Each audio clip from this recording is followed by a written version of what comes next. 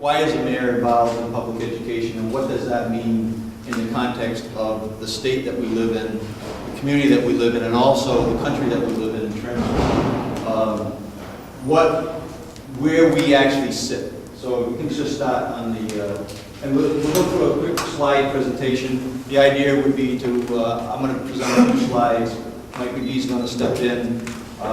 Marty West is also here that can provide a, not only a, not a local perspective, but more on a national perspective, talking about a number of issues that he's dealing with on a regular basis in his work, not only as a education specialist or a person that really is really vested in public education in the country, but also in his capacity as a professor of education at the college level as well. So I think that the first question that is asked is, that I've been asking and providing to people is the, how are we doing this? Good. Is whether or not it makes sense to try to get back on track or get on a new set of tracks. And you hear a lot of the politicians or a lot of people, well, we got to get back, stay back on track.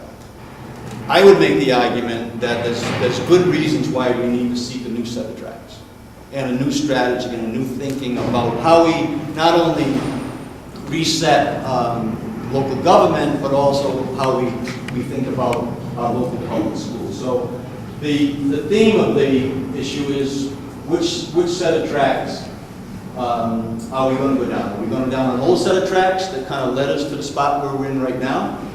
Or do we want to go on a new set of tracks that could actually move us in a different direction than we currently are on? So let me just provide the context. We can go to the next slide too. The context of where we are as a state of Rhode Island, and you can see where that is in terms of 8th grade performance, in terms of comparative analysis between Massachusetts, Connecticut, the U.S. average, and the state of Rhode Island, both on reading and math. So your reading is in the red, your math is in the blue. I mean, it's the reverse of that. Reading is in the blue, the math is in the red. Okay, so you can kind of see a little bit of the reason where Rhode Island, in a comparison, and this is not necessarily a critique. It's just let's see where we are to determine where we might want to go. All right. So you can see where the Massachusetts leads the pack in terms of, in a lot of ways, which is a neighbor of ours. Okay, Connecticut as well. This is where Rhode Island sits on a national scale on the math area. So you can see where on the left, with Massachusetts at the highest level, down to, as you move down, and now Rhode Island is in that bottom, 30% or so. Okay, so that's, and then the states in between, where on this particular data, it's states that are in New England as well as outside of New England.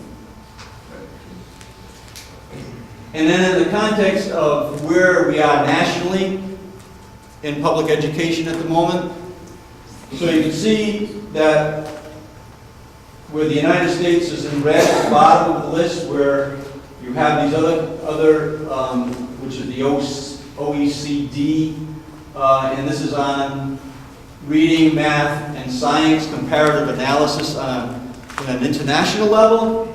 You can see where the United States right now is on average is closer to about 13, 14 spot on math, but on math you can see that there's in this space of maybe 20, 25 industrial countries is down towards the bottom.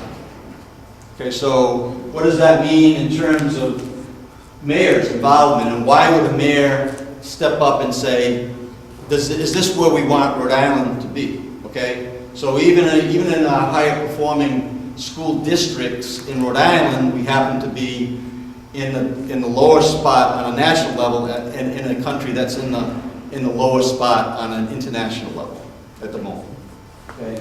So mayors have stepped up in different ways, and in the meetings that I've had with the PTOs, there's communities who think that the mayor should take over the current school system. You know, so you have these mayoral takeovers. I don't happen to believe that that's the right way to go, but I think that mayors can step up.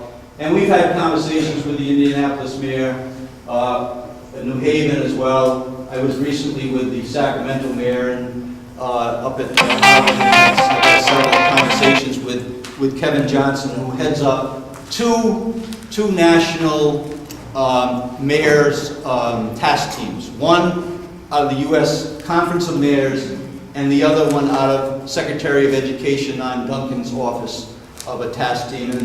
And Kevin has invited me to serve on that U.S. Mayor's situation, which puts us in a unique position in terms of bringing in some great potential resources inside that network, which some of you have read, which even the Gates Foundation has invited us to go to Dallas to be amongst a handful of larger communities in the country to discuss potential a partnership with them.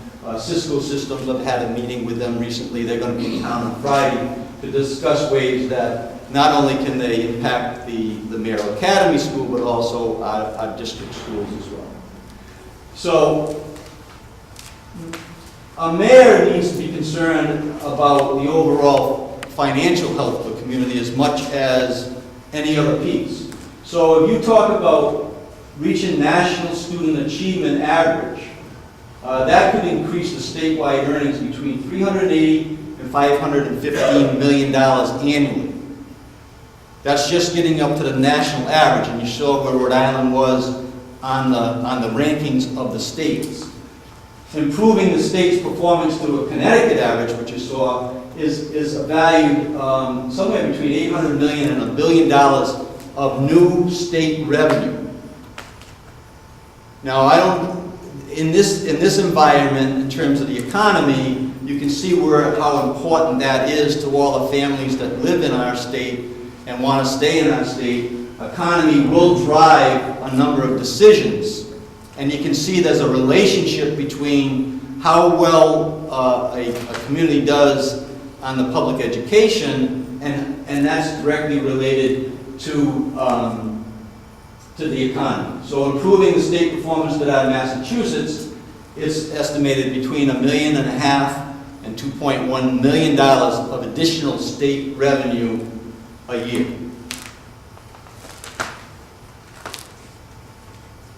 And to illustrate how those numbers come out, right? How do you arrive at those numbers?